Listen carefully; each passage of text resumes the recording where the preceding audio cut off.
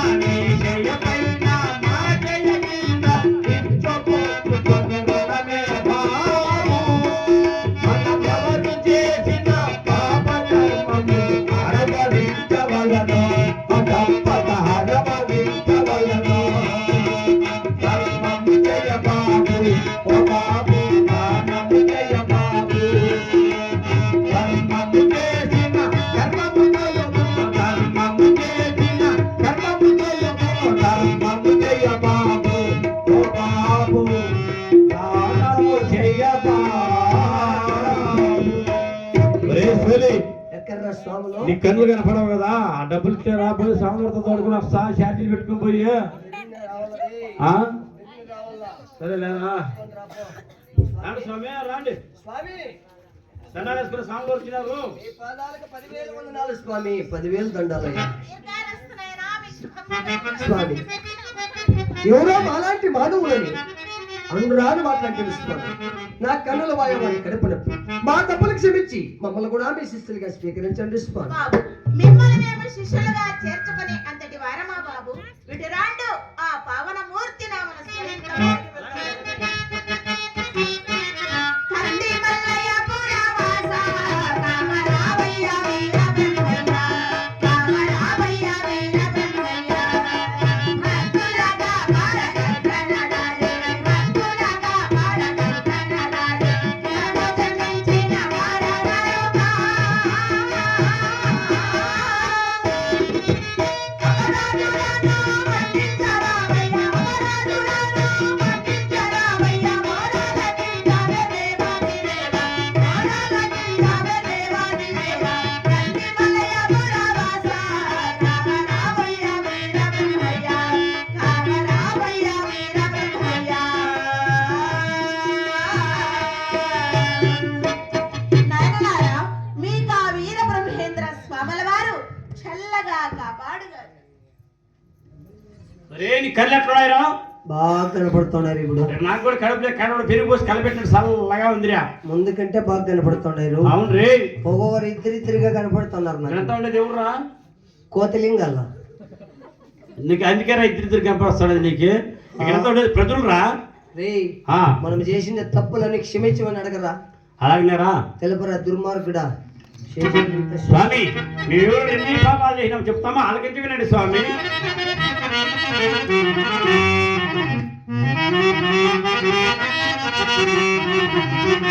కష్టపడి జీవనోపాధి గడుపలేక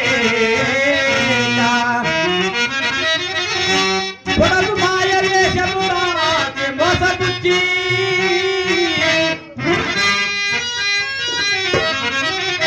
పాపప్రీతిని లేక కరుణ ద్రోషి